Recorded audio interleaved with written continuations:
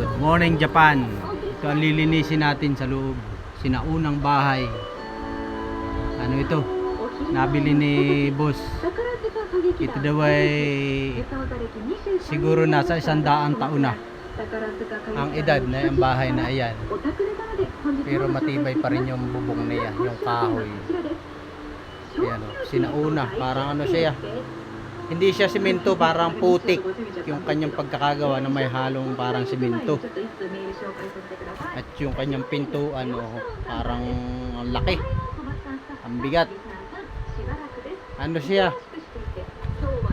Lupa na parang may halong kusot, na may simento. Kaya lilinisin natin. Itutur ko kayo dito sa bahay na luma. Ano ito eh? Siguro baka ito pinakamatandang bahay na rito.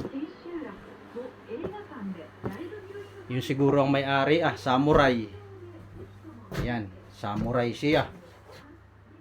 Yan siguro ang may-ari na ito. Tapos yung mga antik ang gamit dito. Yung kaldero, antik. Mga antik ang kaldero. Yan, lilinisin natin yung mga aparador. Nakita tayo sa second floor. Yan. Dito naglilinis ako rito. Yan yung mga baul niya. Mga baul. Yan, nalinis na natin yan. Yung baul na yan. Tinanggal na natin ang basura. Maliit yan lang. Maliit lang. Tapos may maliit siyang bintana. Ito siguro yung may-ari nito. Simasen na soji dake. Video dake. Daijoubu. Simasen, gominasay. Video dake. May bag pa siya doon na sinauna. Yan. Medyo madilim kasi yung ilaw ko eh. Wala itong ilaw. Itong bahay na ito walang ilaw. Nilagyan ko lang. Tapos may baul siya diyan oh. Baul ng kayamanan. Bubuksan natin. Baka dito may mami. Diba? Ay may ano siya. May mga putong na nakalagay sa baul. Mamaya natin halingwatin. Bubuksan natin, tatanggalin at ating papagpagin. Mga sinaunang gamit. Tapos ito. Yan mga ano ito. Mga pan-display. Para mga sinaunang ano ito. Sinaunang mga pan-display ng Japan.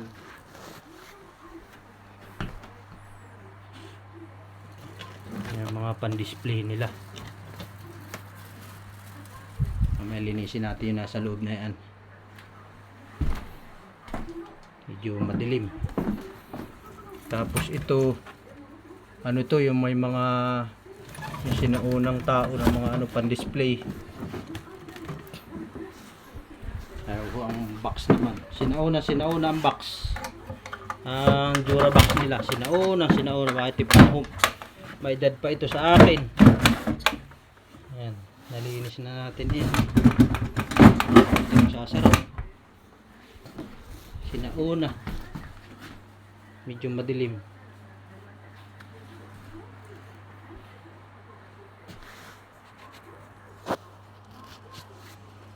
Ano pa? Ating yan yung aparador na yan sa loob na yan. Hindi ko alam kung anong mayroon diyan sa loob.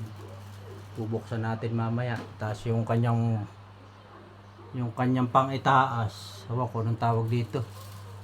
Napakatibay o humatibay pa. Ito, may edad pa ito sa akin. Itong kahoy na ito. Itong bahay na ito. Nasa yung bag niya. Sinaunang bag. Tapos ewan ko ano yung nakasabit na yan Parang anting-anting yata yan ng hapon. Ewan ko anong nasa loob na yan. Hindi ko alam kung anong nasa loob na yan. Baka magalit sa akin. Pinakaalma natin. Lilinisin lang natin sa mga makailam. Yan. Tapos may sinauna silang ewan ko ito. Kung ano ito. Payong yata ito. Sinauna. Payong nga ito. Sinaunang payong. Yung payong ng Japan.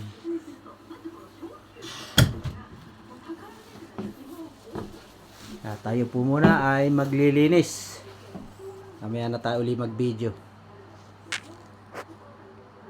Thank you for your watching.